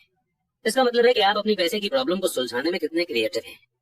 ज्यादातर लोग सिर्फ एक सॉल्यूशन जानते हैं, कड़ी मेहनत करो, बचत करो और उधार लो। तो आपको फाइनेंशियल इंटेलिजेंस क्यों बढ़ानी चाहिए? क्योंकि आप उस तरह के इंसान होना चाहते हैं जो अपनी किस्मत खुद बनाता है। आप जो होता है होने देते हैं और उसे बेहतर में बदलने की एबिलिटी रखते हैं। बहुत कम लोग ये समझ पाते हैं कि किस्मत भी हम ही बनाते हैं, जिस तरह की पैसा बनाया जाता है। अगर आप ज्यादा किस्मत वाले होना चाहते हैं और ज्यादा पैसा बनाना चाहते हैं तो कड़ी मेहनत करने के अलावा आपकी फाइनेंशियल बुद्धि इंपॉर्टेंट है। अगर आप उस तरह के आदमी हैं जो सही चीज होने का इंतजार करता है, तो शायद आपको बहुत लंबे समय तक का इंतजार करना पड़ेगा। ये तो उसी तरह की बात हो गई कि आप गैरेज से गाड़ी निकालने के पहले ये पक्का करना चाहते हैं कि अगले 5 मील तक की सभी स्ट्रीट लाइट्स ग्रीन हो। जब हम छोटे थे तो अमीर डैडी माइक और मुझे ये लगातार बताते थे, पैसा असली चीज नहीं है। अमीर डैडी हमें बार बार ये याद दिलाया करते थे कि जब हमने प्लास्टर ऑफ पेरिस से सिक्के ढाले थे तो हम पैसे के सीक्रेट के सबसे करीब आ गए थे, क्योंकि हम पैसा बना रहे थे।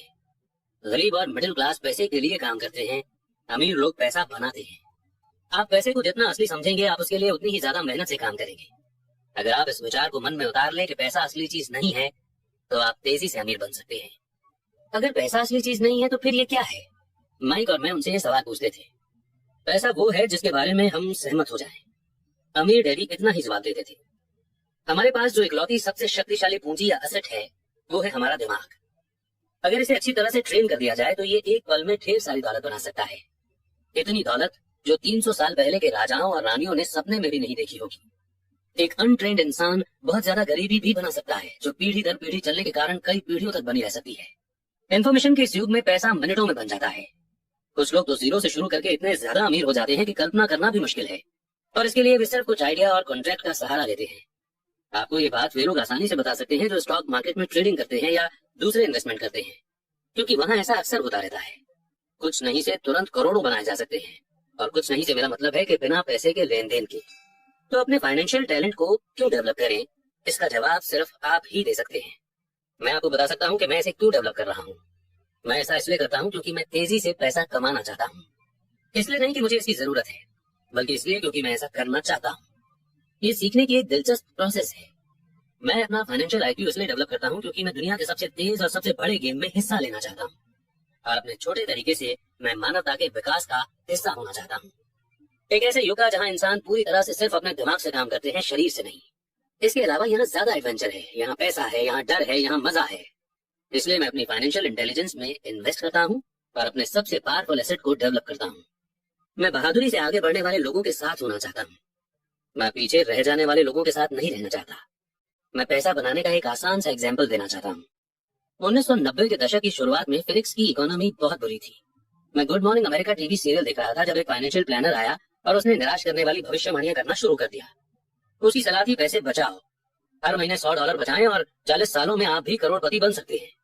खैर, हर महीने एक फिक्स अमाउंट बचाना भी एक अच्छा विचार है। ये एक ऑप्शन है, और एक ऐसा ऑप्शन जिसे बहुत से लोग मान लेंगे। प्रॉब्लम यह है कि ऐसा करने से आदमी ये नहीं जान पाता कि उसके आसपास क्या हो रहा है। वो अपने पैसे में ज्यादा इंपॉर्टेंट बढ़ोतरी के मौकों का बड़ा फायदा नहीं उठा पाता। दुनिया उसके पास से गुजरकर आगे बढ़ जाती है। जैसा मैंने कहा, इकोनॉमी उस समय बहुत बुरे हाल में थी। इन्वेस्टर्स के लिए ये एक आइडियल मार्केट कंडीशन थी। मेरा काफी पैसा उस समय स्टॉक मार्केट और अपार्टमेंट हाउसेस में फंसा हुआ था। मेरे पास कैश में पैसा नहीं था क्योंकि हर कोई बेच रहा था, इसलिए मैं खरीद रहा था। मैं पैसे बचा नहीं रहा था, मैं इन्वेस्ट कर रहा था। मेरी पत्नी और मेरे पास $10 लाख से ज्यादा कैश थे, जो तेजी से बढ़ते हुए मार्केट में काम कर रहे थे। इन्वेस्टमेंट करने के लिए ये सबसे बढ़िया मौका था। इकोनॉमी की हालत डराने वाली थी। मैं बहुत छोटे छोटे इन्वेस्टमेंट के बारे में तो नहीं बता सकता, पर कई बड़ी बातें जरूर बताना चाहूंगा। वे घर जिनकी कीमत कभी 1 करोड़ रुपए होती थी, वो 75 लाख रुपए के हो गए थे। पर लोकल रियल एस्टेट ऑफिस में खरीदारी करने के बजाय मैंने दिवालिया वकील के ऑफिस या अदालत की सीढ़ियों पर खरीदारी करना शुरू किया, क्योंकि यहाँ पर हमें वो डील्स मिल जाती हैं जो कहीं नहीं मिलती। फॉर एग्जाम्पल, अगर किसी ने घर लोन पर लिया था और अब वो उसकी पेमेंट नहीं कर पा रहा है, तो बैंक सस्ते दाम पर वो घर बेचता है। और मैं इसी तरीके के घर खरीदना चाहता था। इन जगहों पर 75 लाख रुपए का घर 20 लाख रुपए या ऐसे भी कम में खरीदा जा सकता था। मैंने अपने दोस्त से 2 लाख रुपए का लोन लिया। 90 दिनों के इस लोन पर इंटरेस्ट 2000 रुपए था। मैंने वकील को कैशियर का चेक दिया। जब कॉन्ट्रैक्ट का प्रोसेस चल रहा था, तब मैंने न्यूज़पेपर में एक ऐड दिया कि 75 लाख रुपए का घर सिर्फ 60 लाख रुपए में सेल पर है और किसी डाउन पेमेंट की जरूरत नहीं है। मेरा फोन धड़ाधड़ बजने लगा। पोटेंशियल बायर्स को छांटा गया, और एक बार जब मकान कानूनी रूप से मेरे नाम हो गया, तो सभी पोटेंशियल बायर्स को घर देखने की इजाजत दे दी गई। वो घर कुछ ही मिनटों में बिक गया। मैंने 25,000 रुपए की प्रोसेसिंग फी मांगी, जो उन्होंने खुशी खुशी दे दी, और इसके बाद कानूनी नाम बदलने का प्रोसेस शुरू हो गया। मैंने अपने दोस्त के 2 लाख के कर्ज में 2000 रुपए इंटरेस्ट मिलाकर उसे दे दिए। वो खुश था, घर खरीदने वाला खुश था, वकील भी खुश था और मैं भी खुश था। मैंने 20 लाख रुपए में खरीदे गए घर को 60 लाख रुपए में बेच दिया। मेरे पास खरीदार का शपथ पत्र यानी कि एफिडेविट था, जिसने मेरे एसेट वाले कॉलम में 40 लाख रुपए जमा कर दिए थे। इस पूरे प्रोसेस में कुल 5 घंटे लगे थे। तो अब जबकि आप में पैसे की समझ आ चुकी है और आप नंबर्स को पढ़ सकते हैं, मैं आपको ये दिखाऊंगा कि किस तरह पैसे को इन्वेंट करके और पैसे बनाते हैं। मंदी के बाजार में अपने खाली समय में मैंने और मेरी पत्नी ने इस तरह के 6 डील निपटाए, जबकि हमारा ज्यादातर पैसा बड़ी प्रॉपर्टीज और स्टॉक मार्केट में फंसा हुआ था। हम खरीदने और बेचने के सौदों में अपने एसेट वाले कॉलम में 2 करोड़ रुपए बनाने में कामयाब हो गए थे, और इस तरह साल की एस्टिमेटेड इनकम 19 लाख हो गई थी। और इसका ज्यादातर हिस्सा हमारे प्राइवेट कॉर्पोरेशन द्वारा सुरक्षित था। हर साल मिलने वाले इस 19 लाख रुपए का बड़ा हिस्सा हमारी कंपनी की car, petrol, trips, insurance, clients के साथ डिनर वगैरह चीजों पर खर्चा हो सकता था। जब तक गवर्नमेंट को उस इनकम पर टैक्स लगाने का मौका मिलता, तब तक ये कानूनी रूप से खर्च हो चुका था। इसमें से कौन सी सलाह आपको ज्यादा मुश्किल लगती है? 1, कड़ी मेहनत करो, 50% की रेट से टैक्स चुकाओ, और फिर जो रकम बचती है उसमें से सेव करो। आपकी सेविंग पर आपको 5% इंटरेस्ट मिलता है, जिस पर एक बार फिर टैक्स लगता है। या फिर ऑप्शन 2, पैसे की समझ डेवलप करने का समय निकालो, अपने दिमाग और एसेट वाले कॉलम की ताकत का इस्तेमाल करो। अब आप समझ सकते हैं कि मैं क्यों चुपचाप अपना सिर हिलाता हूँ जब मैं लोगों को ये कहते सुनता हूँ, मेरा बच्चा स्कूल में अच्छी पढ़ाई कर रहा है और उसे अच्छी एजुकेशन मिल रही है। वो अच्छी हो सकती है, पर क्या वो काफी है? मैं जानता हूँ कि ऊपर बताई गई इन्वेस्टमेंट टेक्निक एक छोटी सी टेक्निक है। इसे ये बताने के लिए लिखा गया है कि किस तरह एक छोटी सी रकम बड़ी रकम में बदल सकती है। एक बार फिर मेरी सक्सेस ये बताती है कि स्ट्रॉन्ग फाइनेंशियल फाउंडेशन कितना इंपॉर्टेंट होता है, जो स्ट्रॉन्ग फाइनेंशियल एजुकेशन से शुरू होता है। मैंने इसे पहले कहा है और ये इतना इंपॉर्टेंट है कि मैं एक बार इसे फिर दोहराना चाहता हूँ। फाइनेंशियल बुद्धि यानी कि financial intelligence 4 main technical skills से मिलकर बनती है। 1 फाइनेंशियल लिटरेसी यानी नंबर्स को पढ़ने की एबिलिटी। 2 इन्वेस्टमेंट की स्ट्रेटेजी यानी पैसे द्वारा पैसे बनाने का साइंस। 3 मार्केट की डिमांड और सप्लाई। अलेक्जेंडर ग्रैहम बेल ने मार्केट को वो दिया जो इसे चाहिए था, यही बिल गेट्स ने भी किया। ये मौका भी मार्केट ने दिया था कि 20 लाख रुपए में कोई मकान खरीदकर उसे 60 लाख रुपए में बेच दिया जाए, जबकि उसकी असली कीमत 75 लाख रुपए थी। कोई खरीद रहा था, कोई बेच रहा था।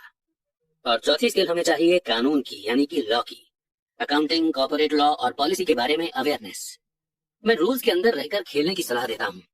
अगर आप अपने पैसे इन्वेस्ट करना चाहते हैं तो आप में ये बेसिक फाउंडेशन होनी चाहिए या इन स्किल्स का कॉम्बिनेशन होना चाहिए। चाहे आप छोटे घर, बड़े अपार्टमेंट, कंपनियां, stock, bond, mutual fund, precious metal, baseball card खरीद कर करें या फिर इसी किस्म का कोई दूसरा काम करें। 1996 तक रियल एस्टेट मार्केट सुर्खियों में था और हर कोई इसमें जा रहा था। स्टॉक मार्केट भी बूम हो रहा था और हर कोई उसमें भी जा रहा था।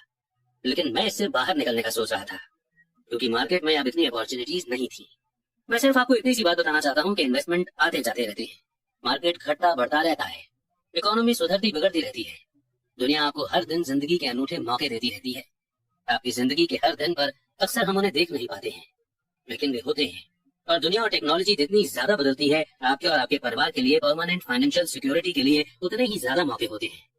तो अपनी फाइनेंशियल बुद्धि को डेवलप करने का झंझट क्यों उठाया जाए? एक बार मैं फिर यही कहूंगा कि इसका जवाब आप दे सकते हैं। मैं जानता हूं कि मैं क्यों इसे सीखता और डेवलप करता हूं। मैं ऐसा इसलिए करता हूं क्योंकि मुझे पता है कि बदलाव हो रहे हैं और होने वाले हैं। मैं बदलावों का स्वागत करना चाहता हूं और अतीत से चिपके नहीं रहना चाहता हूं। मैं जानता हूं कि मार्केट में उतार चढ़ाव आएगा। मैं लगातार अपनी फाइनेंशियल इंटेलिजेंस को डेवलप करना चाहता हूं क्योंकि मार्केट में हर बदलाव पर कुछ लोग अपनी जॉब के लिए घुटने टेक कर भीख मांगेंगे। इसी समय कई दूसरे लोग जिंदगी द्वारा दिए गए प्रॉब्लम्स को लेकर उन्हें करोड़ों में बदल लेंगे। और हमें ये नहीं भूलना चाहिए कि हमें कभी कभार जिंदगी प्रॉब्लम्स दे देती है और इन प्रॉब्लम्स को अच्छी अपॉर्चुनिटी में बदलना ही फाइनेंशियल इंटेलिजेंस है। मुझसे अक्सर पूछा जाता है कि मैं अपनी प्रॉब्लम्स को किस तरह से करोड़ों में बदल देता हूँ। व्यक्तिगत तौर पर मैं पर्सनल इन्वेस्टमेंट के कई और एग्जाम्पल देने में झिझकता हूँ। मैं इसलिए झिझकता हूँ क्योंकि मुझे डर है कि मुझे बड़बोला या फिर अपनी शेखी बघारने वाला कहा जाएगा। ये मेरा इरादा नहीं है। मैं सिर्फ इसलिए एग्जाम्पल देता हूँ ताकि उसके नंबर और टाइमिंग से सच्ची और आसान घटनाओं को बताया जा सके। मैं एग्जाम्पल इसलिए देता हूँ ताकि आपको ये बता सकूं कि ये आसान है, ये ज्यादा आसान है अगर आप फाइनेंशियल इंटेलिजेंस के 4 पिलर्स के बारे में जानते हैं। मैं फाइनेंशियल ग्रोथ के लिए 2 मेन टूल्स का इस्तेमाल करता हूँ, रियल एस्टेट और छोटे स्टॉक्स। मैं रियल एस्टेट यानी कि प्रॉपर्टीज को अपनी फाउंडेशन की तरह इस्तेमाल करता हूँ। हर दिन मेरी प्रॉपर्टीज कैश फ्लो जनरेट करती हैं और उनकी वैल्यू बढ़ती जाती है। छोटे कैपिटल के स्टॉक्स को तेज ग्रोथ के लिए इस्तेमाल किया जाता है। मैं अपने द्वारा दी गई हर चीज करने की सलाह नहीं देता। एग्जाम्पल सिर्फ एग्जाम्पल ही है। अगर अपॉर्चुनिटी बहुत कॉम्प्लेक्स है और मैं इन्वेस्टमेंट को नहीं समझ पाता हूँ तो मैं इन्वेस्ट नहीं करता हूँ। पैसे के बारे में फैसला लेने में हमें सिर्फ सिंपल मैथ्स और कॉमन सेंस की जरूरत होती है। एग्जाम्पल का इस्तेमाल नीचे बताए 5 कारणों से किया जाता है। 1, लोगों को ज्यादा सीखने के लिए, मोटिवेट करने के लिए। 2, लोगों को ये बताने के लिए कि अगर फाउंडेशन मजबूत है तो पैसे का महल बनाना आसान है। 3, ये बताने के लिए कि कोई भी ढेर सारा पैसा बना सकता है। 4, ये दिखाने के लिए कि आपके गोल्स को हासिल करने के करोड़ों तरीके हैं। और 5, ये बताने के लिए कि ये कोई रॉकेट साइंस नहीं है। मैं आपको एक और एग्जांपल देता हूँ। 1989 में मैं ओरेगोन के पोर्टलैंड में एक खूबसूरत जगह पर जॉगिंग किया करता था। ये एक टाउन था जहाँ छोटे छोटे घर बने हुए थे। वे छोटे और सुंदर थे। हर कहीं मुझे बिकाऊ है यानी फॉर सेल के बोर्ड दिखते थे। टिम्बर मार्केट का बुरा हाल था। स्टॉक मार्केट में क्रैश हुआ था और इकोनॉमी में मंदी थी। एक सड़क पर मैंने एक फॉर सेल का बोर्ड देखा जो वहाँ काफी लंबे समय से लगा हुआ था। वो पुराना लग रहा था। एक दिन इसके पास से जॉगिंग करते समय मेरी मुलाकात इसके मालिक से हो गई जो परेशान दिख रहा था। मैंने पूछा, आपने अपने घर की कीमत क्या लगाई है? मालिक घूमा और कमजोर मुस्कुराहट के साथ कहा, आप कीमत लगा लें, ये 1 साल से ज्यादा समय से फॉर सेल के लिए है और अब तक इसे कोई देखने तक नहीं आया। मैं इसे देखूंगा। मैंने कहा और आधे घंटे बाद मैंने इसे 20 लाख रुपए में खरीद लिया, जो उसके द्वारा मांगी गई कीमत से कम थी। मैंने इन 20 लाख में से 5 लाख खुद के दिए और 15 लाख रुपए का लोन लिया। ये 2 बेडरूम का छोटा सा सुंदर सा घर था जिसकी खिड़कियों पर जिंजर ब्रेड का ट्रिम बना हुआ था। ये 1930 में बना था और इसका रंग हल्का नीला था। अंदर एक सुंदर चट्टानी अंगीठी थी और 2 छोटे छोटे बेडरूम थे। ये रेंट पर देने के लिए एक परफेक्ट घर था। इस घर की कीमत कम से कम 45 लाख होगी, जो कि मैंने 20 लाख रुपए में खरीदा था। मैंने मालिक को 45 लाख रुपए के घर के लिए 5 लाख रुपए कैश दिए और 15 लाख बैंक से लोन लेकर के दिया। लेकिन इस घर की नॉर्मल समय में कीमत कम से कम 65 लाख होगी। अभी मार्केट डाउन होने की वजह से कोई खरीद नहीं रहा था। मालिक ने एक हफ्ते में इसे खाली कर दिया और वो इससे पीछा छुड़ाकर खुश हुआ। मेरा पहला किराएदार वहां आ गया, जो कि एक लोकल कॉलेज में प्रोफेसर था। लोन की इंस्टॉलमेंट, खर्च और मैनेजमेंट फीस चुकाने के बाद हर महीने के आखिर में मेरी जेब में 4000 रुपए आते थे, जो कि बहुत बड़ी रकम नहीं थी। 1 साल बाद ओरेगोन का रियल एस्टेट मार्केट मंदी से उबर आया और बढ़ने लगा, जिसकी वजह से उसके बायर्स बढ़ गए। मैंने उस छोटे से घर को कैलिफोर्निया से आए एक यंग कपल को 95 लाख रुपए में बेच दिया, यानी कि 95 लाख रुपीज में, जिन्हें ये बहुत सस्ता सौदा लग रहा था। इस सौदे में लगभग मुझे 40 लाख रुपए का कैपिटल गेन हुआ, जो मैंने 1031 के टैक्स फ्री एक्सचेंज में रख दिए और मैं अपने पैसे को लेकर कोई बड़ी प्रॉपर्टी खरीदने चल दिया। आई होप आपको 1031 एक्सचेंज याद होगा, जो हमने पिछले चैप्टर में आपको बताया था कि ये अमेरिका में एक लॉ है कि अगर आप एक घर को बेचकर उसके प्रॉफिट से दूसरा घर ले लेते हैं तो आपको कोई टैक्स नहीं लगेगा। एनीवेज, रॉबर्ट कहते हैं कि एक महीने में मुझे बीवर्टन ओरेगोन में इंटेल प्लांट के पास एक 12 यूनिट का अपार्टमेंट मिल गया। उसके मालिक जर्मनी में रहते थे और उन्हें इसकी कीमत का अंदाजा नहीं था। एक बार फिर से वे इससे पीछा छुड़ाना चाहते थे।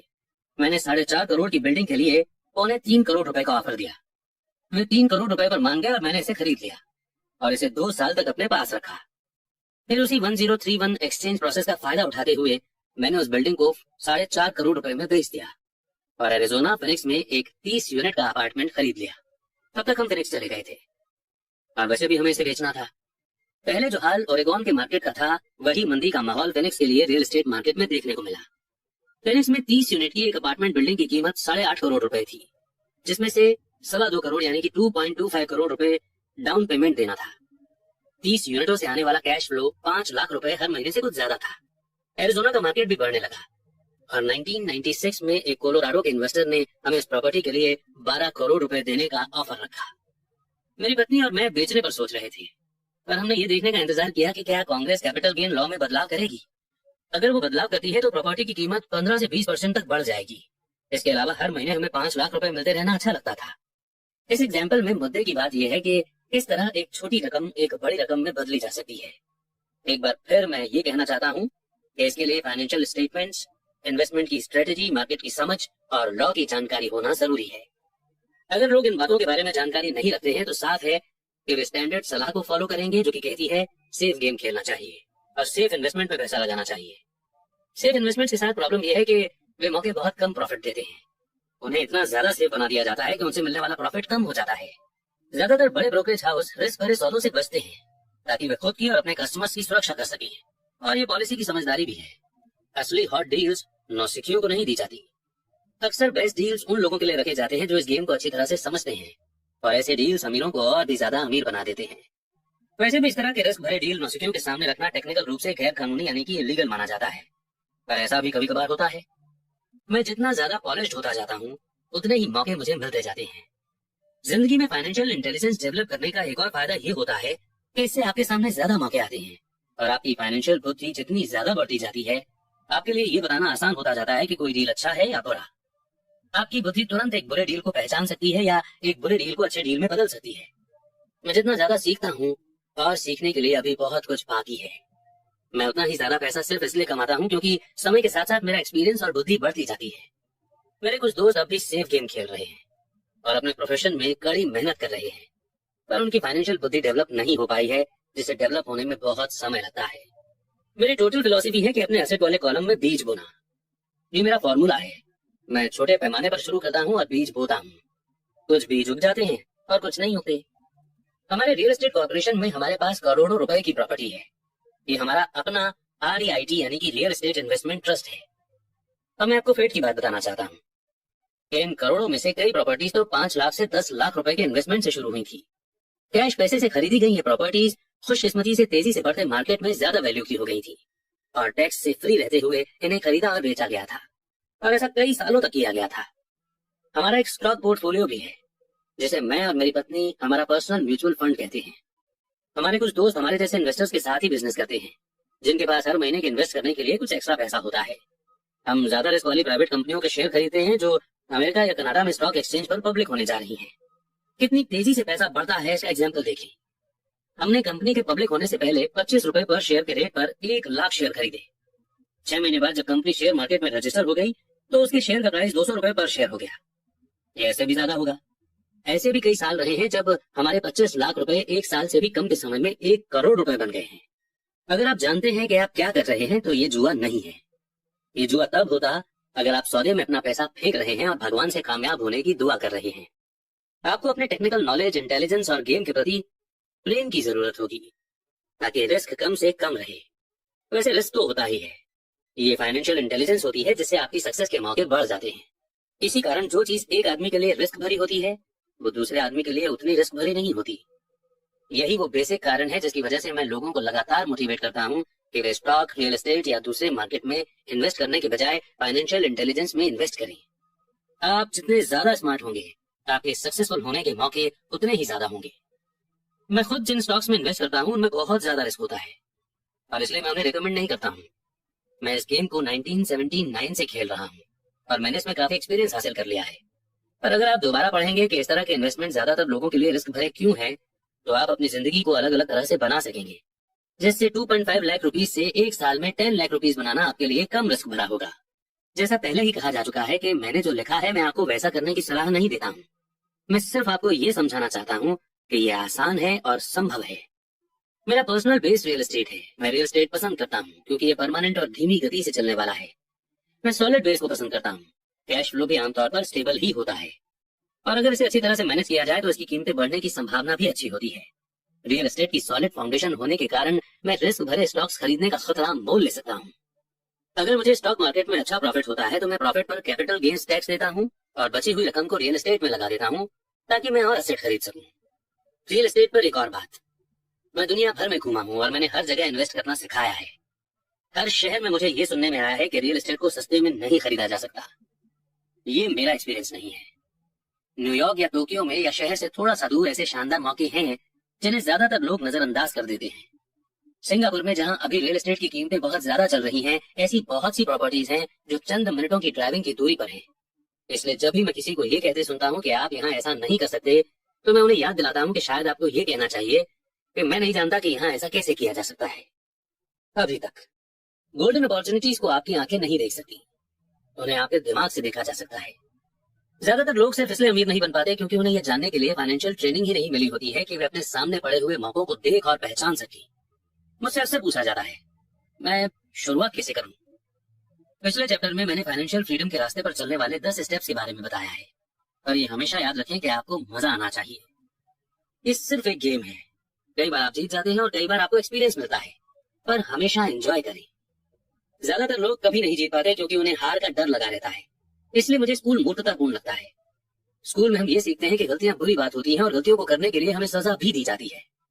पर अगर हम इंसानों के सीखने के प्रोसेस पर नजर डालें तो हम पाएंगे कि इंसान गलतियां करके ही सीखता है।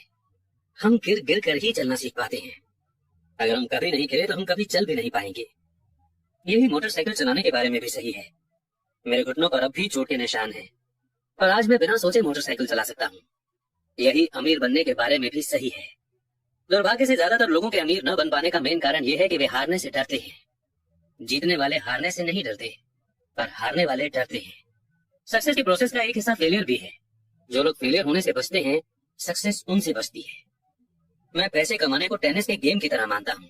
मैं मेहनत से खेलता हूँ, गलतियां करता हूँ, गलतियां सुधारता हूँ और ज्यादा गलतियां करता हूँ, सुधारता हूँ, और इस तरह से मेरा गेम बेटर होता जाता है। अगर मैं गेम में हार जाता हूँ तो मैं नेट के पास जाकर अपने अपोनेंट से हाथ मिलाता हूँ, मुस्कुराता हूँ और कहता हूँ कि अगले शनिवार को मिलेंगे। इन्वेस्टर दो तरह के होते हैं। एक, पहले और सबसे आम तरह के इन्वेस्टर वे लोग होते हैं जो एक पैकेज में इन्वेस्ट करते हैं। वे रिटेल आउटलेट में फोन करते हैं, जैसे एक रियल एस्टेट कंपनी या स्टॉक ब्रोकर या फाइनेंशियल प्लानर को, और फिर वे कुछ खरीदते हैं। ये एक म्यूचुअल फंड, REIT, स्टॉक या बॉन्ड हो सकता है। ये इन्वेस्ट करने का एक अच्छा, साफ सुथरा और आसान तरीका है। ये उसी तरह की खरीदारी हो गई जैसे कोई कस्टमर कंप्यूटर स्टोर में जाकर शेल्फ पर रखे कंप्यूटर को खरीद ले। दूसरी तरह के इन्वेस्टर वे होते हैं जो इन्वेस्टमेंट को बनाते हैं। इस तरह के इन्वेस्टर आमतौर पर डील्स को असेंबल करते हैं जिस तरह कंप्यूटर इंजीनियर कंप्यूटर के पार्ट्स को असेंबल करते हैं। मैं ये तो नहीं जानता कि कंप्यूटर के पार्ट्स को किस तरह असेंबल किया जाता है, पर मैं ये जानता हूँ कि फाइनेंशियल मौकों के पार्ट्स को किस तरह से असेंबल किया जा सकता है। या मैं ऐसे लोगों को जानता हूँ जो ऐसा कर सकते हैं। दूसरे टाइप का इन्वेस्टर ही प्रोफेशनल इन्वेस्टर होता है। कई बार तो पार्ट्स को इकट्ठा करने में सालों लग जाते हैं और कई बार वे कभी इकट्ठे नहीं हो पाते। मेरे अमीर डैडी ने मुझे दूसरे टाइप का इन्वेस्टर बनने के लिए मोटिवेट किया। ये सीखना जरूरी है कि पार्ट्स को किस तरह से असेंबल किया जाए, क्योंकि यहीं पर बड़ी जीत का मौका होता है। और अगर किस्मत आपके साथ न हो तो यहीं पर भारी नुकसान का खतरा होता है। अगर आप दूसरे टाइप के इन्वेस्टर बनना चाहते हैं तो आपको 3 मेन स्किल्स डेवलप करने की जरूरत है। फाइनेंशियल बुद्धि के अलावा इन स्किल्स की जरूरत होती है। एक, किस तरह ऐसे मौके खोजें जो दूसरों को नहीं दिखाई देते हों। दूसरे लोग अपनी आंखों से उस मौके को नहीं देख पाएंगे, पर आप अपने दिमाग से उस मौके को देख सकते हैं। एग्जाम्पल के लिए, मेरे एक दोस्त ने एक पुराना घर खरीदा जो दिखने में बुरा सा था। हर एक को हैरत थी कि उसने इसे क्यों खरीदा, पर दूसरे जो नहीं देख पाए थे और जो उसने देख लिया था वो ये था कि उस घर के साथ 4 खाली जमीन के टुकड़े भी थे। उसने एक कंपनी में जाकर पता कर लिया था। घर खरीदने के बाद उसने उसे तोड़ दिया और उन 5 प्लॉट को बिल्डर को बेच दिया। इस डील में उसे अपने प्रिंसिपल इन्वेस्टमेंट से 3 गुना ज्यादा पैसे मिले। तो उसने 2 महीने के काम में 75 लाख रुपए कमा लिए। ये बहुत ज्यादा रकम तो नहीं है, पर ये मिनिमम सैलरी से तो ज्यादा ही है और ये टेक्निकल रूप से मुश्किल भी नहीं है। 2, पैसा किस तरह जुटाया जाए। एवरेज आदमी बैंक जाता है, पर इस दूसरे किस्म के इन्वेस्टर को ये पता होना चाहिए कि कैपिटल किस तरह से जुटाया जाए और बिना बैंक जाए कितने तरीकों से पैसा जुटाया जा सकता है। मैंने सीखा है कि बिना बैंक की मदद लिए घर कैसे खरीदे जा सकते हैं। घर खरीदना जरूरी नहीं है, पर पैसा इकट्ठा करना एक इम्पोर्टेंट आर्ट है। अक्सर मैं लोगों को ये कहते सुनता हूँ कि बैंक मुझे कर्ज नहीं दे रहा है या मेरे पास खरीदने के लिए पैसे नहीं है। अगर आप दूसरे किस्म के इन्वेस्टर बनना चाहते हैं तो आपको ये सीखने की जरूरत है, क्योंकि इसी कारण ज्यादातर लोगों की प्लानिंग ठप हो जाती है। दूसरे शब्दों में, ज्यादातर लोग सिर्फ इसलिए डील नहीं कर पाते क्योंकि उनके पास पैसा नहीं होता। अगर आप इस बाधा को पार कर सकते हैं तो आप ऐसे लोगों से मीलों आगे होंगे जिन्होंने इन स्किल्स को नहीं सीखा। ऐसे कई मौके आए हैं जब मैंने घर या स्टॉक या अपार्टमेंट बिल्डिंग को खरीदा है, जबकि मेरे बैंक में एक पैसा भी नहीं था। मैंने एक अपार्टमेंट हाउस को 12 लाख में खरीदा। मैंने इसके लिए कॉन्ट्रैक्ट किया जो कि बायर और सेलर के बीच में रिटर्न कॉन्ट्रैक्ट था। फिर मैंने 1 लाख का डिपॉजिट इकट्ठा किया, जिससे मुझे बाकी पैसे को जुटाने के लिए 90 दिन की मोहलत मिल गई। मैंने ऐसा क्यों किया? क्योंकि मैं जानता था कि इसकी असली कीमत 20 लाख थी। मैंने इस पैसे को कभी भी नहीं जुटाया। इसके बजाय जिस आदमी ने मुझे 1 लाख दिए थे, उसने मुझे 50,000 रुपए भी दिए ताकि वो मेरी जगह पर आ जाए, और इस तरह वो मेरी जगह पर आ गया और मैं उस इन्वेस्टमेंट से बाहर निकल गया। इस काम में मेरे कुल 3 दिन लगे। एक बार फिर मैं ये कहना चाहता हूँ कि आप क्या खरीदते हैं ये इम्पोर्टेंट नहीं है। इम्पोर्टेंट ये है कि आप कितना जानते हैं। इन्वेस्ट करना खरीदना नहीं होता है, ये नॉलेज है। 3, किस तरह स्मार्ट लोगों को ऑर्गेनाइज किया जाए। ऐसे लोग समझदार होते हैं जो या तो अपने से ज्यादा समझदार लोगों के साथ काम करते हैं या उन्हें काम पर रखते हैं। जब भी आपको सलाह की जरूरत हो तो ये पक्का कर लें कि आपका एडवाइजर समझदार हो। सीखने के लिए बहुत कुछ है और इसके इनाम भी बहुत अच्छे हो सकते हैं। अगर आप इन स्किल्स को नहीं सीखना चाहते हैं तो आपको पहली तरह का इन्वेस्टर बनने की सलाह दी जाती है। आप जो जानते हैं वही आपका सबसे बड़ा कैपिटल है। आप जो नहीं जानते वही आपका सबसे बड़ा रिस्क है। रिस्क तो हमेशा रहता है, इसलिए इससे बचने के बजाय इसे मैनेज करना सीखें। और इसी के साथ अब हम शुरुआत करेंगे चैप्टर 7 एंड लेसन 6 को सीखने के लिए, जो ये कहता है सीखने के लिए काम करें, पैसे के लिए काम न करें। 1995 में मैंने सिंगापुर के एक न्यूज़पेपर में एक इंटरव्यू दिया। एक यंग फीमेल रिपोर्टर समय पर पहुंच गई थी और इंटरव्यू तुरंत शुरू हो गया। हम एक आलीशान होटल की लॉबी में कॉफी की चुस्कियां ले रहे थे और मेरी सिंगापुर ट्रिप के मकसद पर चर्चा कर रहे थे। मैं प्लेटफॉर्म पर जिग जिगलर के साथ बैठने वाला था। वे इंस्पिरेशन पर चर्चा करने वाले थे और मैं अमीरों के सीक्रेट पर बोलने वाला था। एक दिन मैं भी आपकी तरह बेस्ट सेलिंग ऑथर बनना चाहती हूँ, उस लेडी ने कहा। मैंने उसके कई आर्टिकल पढ़े थे और मैं उनसे इम्प्रेस हुआ था। उसकी राइटिंग स्टाइल दमदार और क्लियर थी। उसके आर्टिकल्स में रीडर्स में इंटरेस्ट जगाने की काबिलियत थी। आपकी राइटिंग स्टाइल बहुत बढ़िया है, मैंने जवाब में कहा। कौन सी चीज आपको आपके सपनों को हकीकत में बदलने से रोक रही है?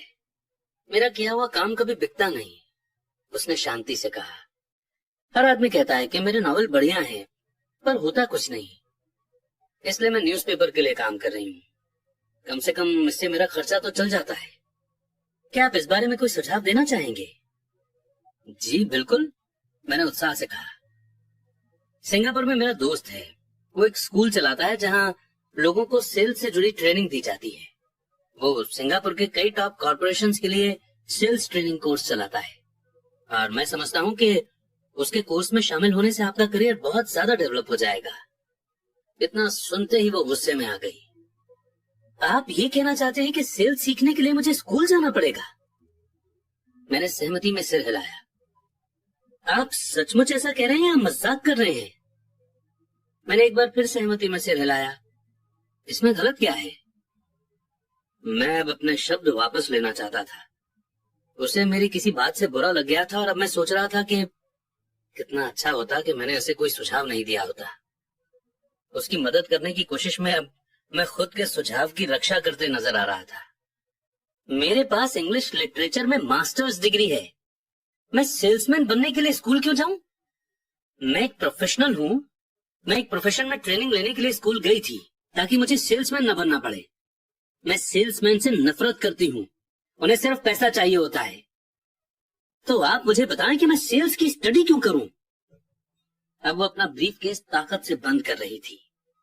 इंटरव्यू खत्म हो गया था। कॉफी टेबल पर मेरी एक बेस्ट सेलिंग बुक रखी हुई थी। मैंने उसे उठाया और उस लेडी द्वारा लिखे गए नोट्स को अपने दूसरे हाथ में रखा।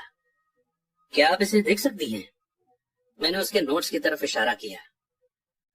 उसने अपने नोट्स पर नजर डाली। क्या? उसने उलझन में कहा। एक बार फिर मैंने उसके नोट्स की तरफ जानबूझकर इशारा किया। उसके पैड पर उसने लिखा था, Robert Kiyosaki, best selling author. यहां पर बेस्ट सेलिंग ऑथर लिखा हुआ है, न कि बेस्ट राइटिंग ऑथर। उसकी आंखें तुरंत फैल गईं। मैं बहुत बुरा ऑथर हूं। आप बहुत बढ़िया ऑथर हैं। मैं सेल्स स्कूल गया हूं। आपके पास मास्टर्स डिग्री है। दोनों को इकट्ठा कर लें और आप एक बेस्ट सेलिंग ऑथर और एक बेस्ट राइटिंग ऑथर बन सकती हैं। उसके आंखों में गुस्सा था। मैं कभी इतना नीचे नहीं गिरूंगी कि सेल्स सीखने के लिए ट्रेनिंग लूं। आप जैसे लोगों को तो लिखना ही नहीं चाहिए। मैं एक प्रोफेशनल राइटर हूं और आप एक सेल्समैन हैं। ये सही नहीं है। उसने अपने बाकी के नोट्स भी समेट लिए और वो सिंगापुर की उस नम सुबह में तेजी से बाहर निकल गई। कम से कम अगले दिन उसने मुझे एक अच्छा कवरेज दिया। दुनिया स्मार्ट, गुणी, पढ़े लिखे और टैलेंटेड लोगों से भरी हुई है। हम उनसे हर दिन मिलते हैं। वे हमारे चारों तरफ हैं। कुछ दिन पहले मेरी कार में कुछ गड़बड़ आ गई थी। मैं एक गैरेज गया और एक यंग मैकेनिक ने उसे मिनटों में ही ठीक कर दिया। इंजन की आवाज सुनकर ही उसे समझ में आ गया था कि गड़बड़ कहाँ थी। मैं हैरान था। दुखद सच तो यह है कि टैलेंट ही काफी नहीं होता। मुझे लगातार ये देख देख कर झटका लगता है कि टैलेंटेड लोग कितना कम कमा पाते हैं। मैंने अभी हाल ही में सुना है कि 5% से भी कम इंडियन एक साल में 12 लाख से ज्यादा कमा पाते हैं। मैं ऐसे टैलेंटेड और वेल एजुकेटेड लोगों से मिला हूं जो एक साल में 5 लाख रुपए से भी कम कमा पाते हैं। मेडिकल बिजनेस में एक्सपर्टीज रखने वाला एक प्रोफेशनल कंसल्टेंट मुझे बता रहा था कि कितने डॉक्टर, डेंटिस्ट और दूसरे लोग पैसे की प्रॉब्लम से जूझ रहे हैं। और मेरी सोच ये थी कि एक बार डॉक्टर बनने के बाद तो पैसा उनके घर बरसने लगता होगा। इस कंसल्टेंट ने मुझे एक बढ़िया बात कही।